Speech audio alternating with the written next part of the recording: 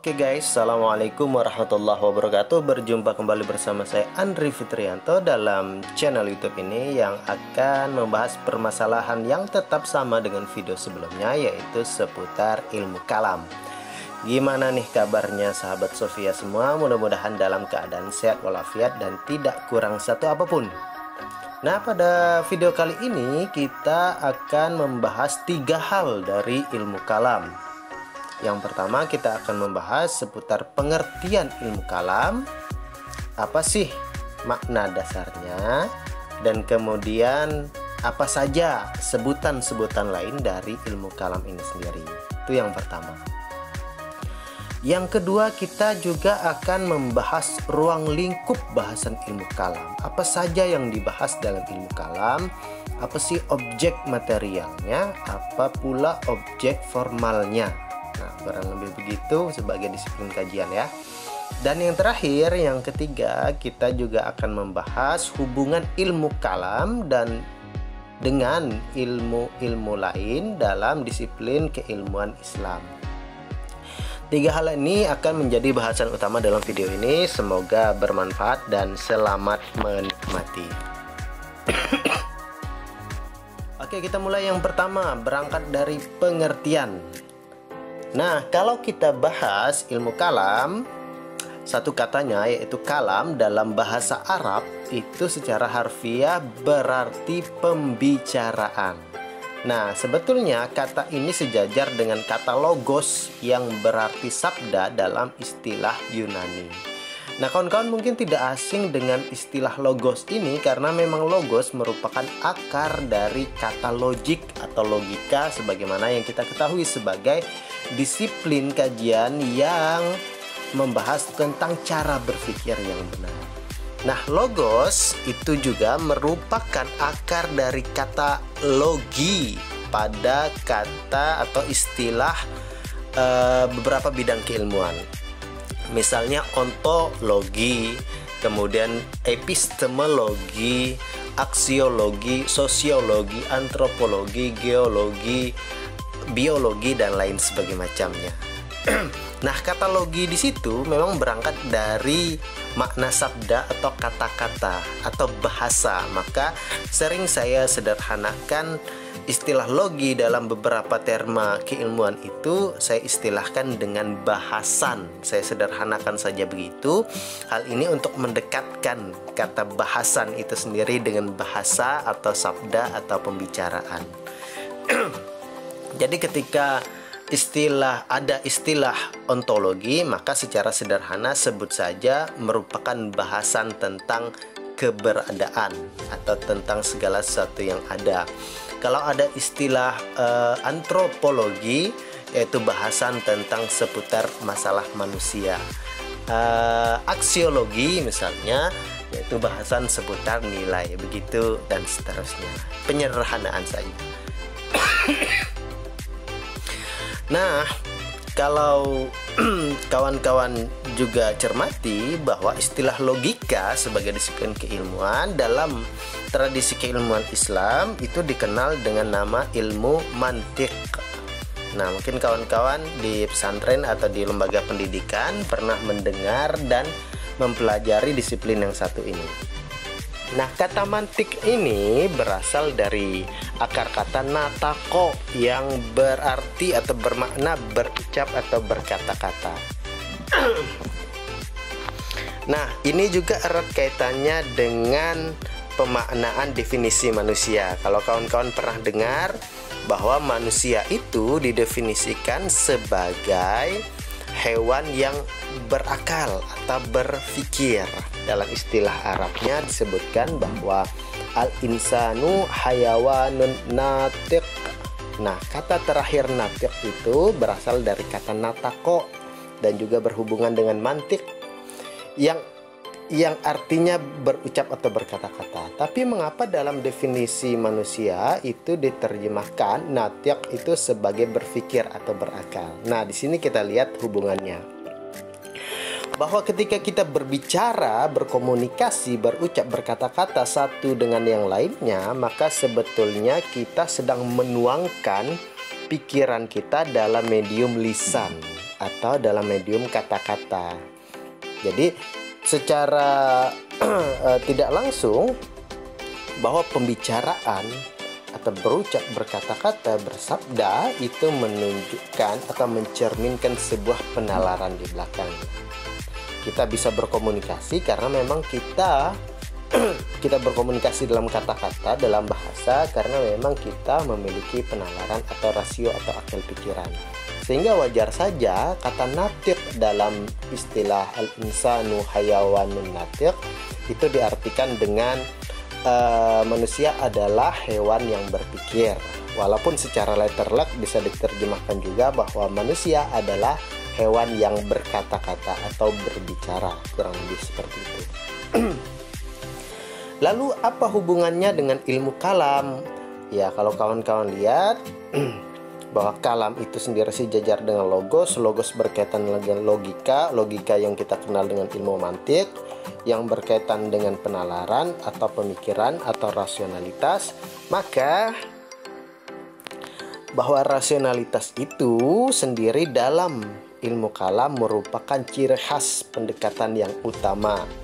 Jadi ketika berbicara tentang ilmu kalam juga berbicara tentang rasionalitas atau pemaksimalan akal pikiran. Kurang lebih dengan filsafat ya, tapi ada beberapa perbedaan mendasar antara ilmu kalam dan filsafat. Nanti akan kita bahas. Oke, kita lanjut. Nah, kata kalam yang bermakna berbicara atau berkata-kata atau berucap ini bisa dikaitkan dengan dua hal. Dia dalam konteks ilmu kalam ya, dia berkaitan dengan yang pertama Tuhan, yang kedua dengan manusia. Nah, mengapa dikaitkan dengan Tuhan atau kalam Tuhan atau firman Tuhan? Karena memang dalam sejarahnya, dalam sejarah kemunculan ilmu kalam itu sendiri berangkat dari perdebatan makna tentang firman Tuhan. Perdebatan ini bahkan berlangsung dengan sangat keras dinamikanya. Bahkan dalam bentuk yang paling ekstrim sekalipun sampai berdarah-darah dan menimbulkan korban jiwa di kalangan umat Islam pada abad ke-9 dan 10 Masehi. Kalau kawan-kawan baca sejarahnya itu sangat luar biasa sekali, dan dari satu sisi cukup mengerikan ini ya. Nah, ini juga bisa tergambar misalnya dalam buku Karen Armstrong yang judulnya Berperang Atas Nama Tuhan. Nah, bagaimana sabda Tuhan itu ditafsirkan oleh manusia dengan cara yang berbeda, yang menimbulkan perbedaan satu pendapat dengan pendapat yang lain, dan perbedaan pendapat itu memunculkan konflik yang halus sampai yang keras sehingga benturan antar manusia, antar umat beragama itu tidak terhindarkan. Nah, ilmu kalam itu lahir tidak lepas dari sejarah pergulatan pemikiran itu yang berkaitan dengan penafsiran tentang kalam Tuhan. Kemudian kalam ini juga identik dengan salah satu sifat wajib 20. Nah, kalau kawan-kawan pernah mendengar atau saya pikir kawan-kawan juga paham sifat wajib 20 ini, yang redaksinya wujud, qidam, baqo, mukhalafatul hawadisi dan sampai seterusnya. Dari 20 sifat itu maka ada satu sifat yang dikenal dengan istilah kalam atau berfirman, bersabda yang berkaitan dengan ketuhanan. Nah, selain itu dalam konteks ilmu kalam, kata kalam itu sendiri juga terdapat dalam beberapa surah dan ayat dalam Al-Quran. Salah satunya Quran surah Al-Fat ayat 15, di mana di dalam ayat itu terdapat kata-kata firman Allah atau dalam redaksi Qurannya kalamullah. Nah, selain yang berkaitan dengan masalah ketuhanan, kalam ini juga bisa berkaitan dengan manusia itu sendiri. Nah, ini karena dalam konteks sejarah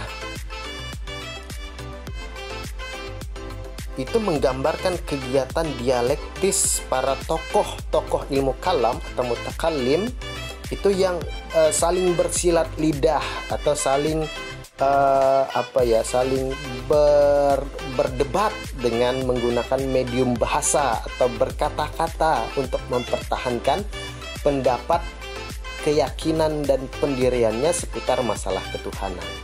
Nah, dari dua hal ini, dari perdebatan seputar makna firman Tuhan, kemudian perdebatan antara manusia sesama manusia atau sesama umat Islam, dalam konteks pergulatan pemikiran dan perdebatan inilah memunculkan apa yang kita kenal dengan ilmu kalam.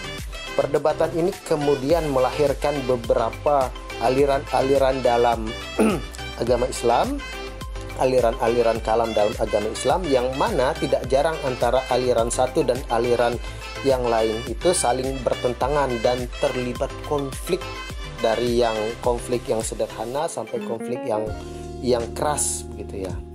Nah, inilah mengapa kita penting mempelajari sejarah dan dinamika pemikiran ilmu kalam agar kita tidak jatuh dalam kesalahan yang sama dan kita tidak mudah mengklaim pandangan keagamaan atau ketuhanan satu kelompok yang berbeda dengan kita dan kita lebih menghormati pandangan yang berbeda dengan pemahaman kita, kurang lebih begitu. Oke, selanjutnya. Nah, kemudian bagaimana kita mendefinisikan ilmu kalam? Nah, secara sederhana, ilmu kalam bisa kita definisikan sebagai satu disiplin keilmuan dalam Islam yang membahas permasalahan seputar ketuhanan dengan pendekatan rasional. Dan tentunya dalam pembahasan seputar masalah ketuhanan dengan pendekatan rasional ini, kita juga tidak bisa memisahkan dari pembahasan tentang aliran-aliran kalam yang ada. Nah, begitu ya. Atau dengan kata lain, ilmu kalam ini juga bisa kita definisikan sebagai ilmu yang membahas penjelasan dan pembuktian tentang akidah Islam serta pembelaan atasnya. Nah, kalau kita lihat pembicaraan tentang akidah itu akan berpuncak pada masalah ketauhidan, yaitu keesaan Allah yang merupakan hal yang paling pokok dalam agama Islam. Di sisi lain, ilmu kalam ini punya nama-nama atau sebutan-sebutan lain. Ada yang menyebutnya sebagai ilmu usuluddin karena dia membahas prinsip-prinsip paling dasar dalam agama. Apa itu prinsip yang paling dasar dalam agama? Yaitu tentang keyakinan, tentang masalah ketuhanan, tentang akidah. Nah, itu adalah hal yang paling mendasar dalam agama. Sehingga ilmu kalam disebut dengan ilmu usuluddin. Karena dia membahas tentang akidah dan akidah ini berujung pada pembahasan soal tauhid, maka ilmu kalam disebut juga sebagai ilmu tauhid. Di samping itu ada juga yang membuat istilah yang mengatakan bahwa ilmu kalam ini merupakan fikih al-akbar, fikih yang besar, yaitu fikih atau pemahaman yang membahas hal-hal pokok dalam agama, yaitu tentang keyakinan tadi. Hal ini sebagai sandingan dari fikih yang kita kenal dalam masyarakat umum, yang dalam terma ini disebut sebagai fikih al-asghar atau fikih yang membahas cabang-cabang agama. Kalau fikih al-akbar, ilmu kalam itu membahas pokoknya tentang akidahnya, sedangkan fikih al-asghar itu membahas cabang-cabangnya, yaitu masalah furu'iyah, masalah ibadah, muamalah dan lain sebagai macamnya. Satu lagi, bahwa ilmu kalam juga dikenal dengan istilah teologi Islam. Theos yang bermakna Tuhan, logos yang bermakna bahasan. Nah, itu seputar definisi dan pemaknaan ilmu kalam. Oh ya, satu lagi. Nah, banyaknya nama lain dari ilmu kalam ini, ada usuluddin, ada ilmu tauhid, ada fikih al-akbar, ada teologi Islam, dan bahkan kawan-kawan juga tahu nama lain dari ilmu kalam. Itu kata Cak Nur, kata Nurholis Majid, penamaan-penamaan ini menunjukkan posisi ilmu kalam menduduki tempat yang terhormat dan spesial dalam tradisi keilmuan Islam. Baik, kurang lebih beliau ingin mengatakan bahwa ilmu kalam itu adalah satu disiplin kajian yang penting dalam tradisi keilmuan di Islam, kurang lebih begitu. Nah, ini mungkin agak kontras dengan pernyataan yang saya lontarkan di video sebelumnya bahwa ilmu kalam itu haram, ilmu kalam itu tidak aplikatif dan lain sebagainya macamnya. Tapi dari penjelasan ini kita bisa lihat ilmu kalam dengan wajah yang lebih positif gitu ya, karena dia menempati posisi yang sentral dalam agama.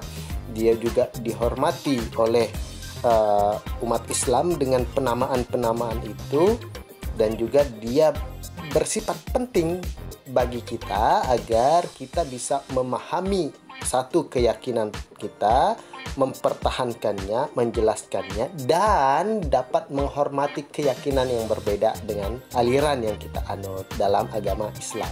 Gitu kurang lebih. Oke. Lanjut, tokoh ilmu kalam itu kita kenal dengan nama mutakallim atau jamaknya mutakallimin. Kalau dalam fikih kita kenal tokohnya disebut dengan fuqaha. Kalau dalam filsafat tokohnya kita sebut dengan filsuf atau filosof atau failasuf. Kalau dalam tasawuf pelakunya disebut sebagai sufi atau arif, kurang lebih begitu.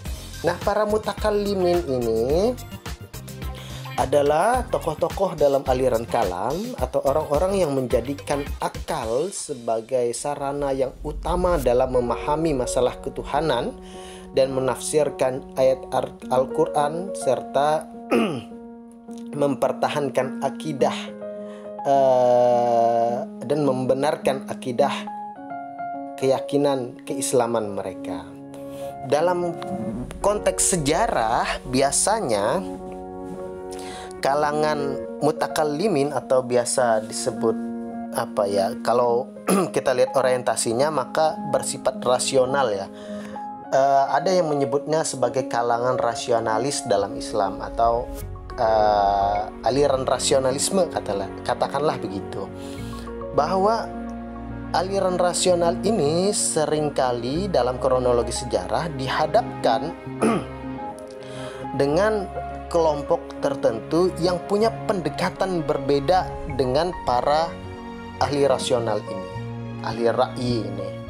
Bahwa ada kelompok yang disebut sebagai ahli hadits atau muhaddisin yang lebih menggunakan pendekatan tekstual, yaitu ayat-ayat Al-Quran dan hadis untuk memahami masalah-masalah ketuhanan. Nah, kurang lebih begitu. Nah, dalam dinamika sejarahnya dua kelompok ini sering terlibat perdebatan. Nah, kalau kawan-kawan pernah dengar ada satu tragedi yang dikenal dengan istilah mihnah, itu semacam pemaksaan pemahaman keagamaan pada era salah satu khalifah Abbasiyah, yang merupakan konflik antara dua kelompok ini, yaitu kelompok ahli rasional dan ahli hadis ini, tentang satu pandangan apakah Al-Quran itu makhluk atau bukan. Nanti dalam pembahasan-pembahasan berikutnya mudah-mudahan bisa kita jabarkan lebih jelas. Oke.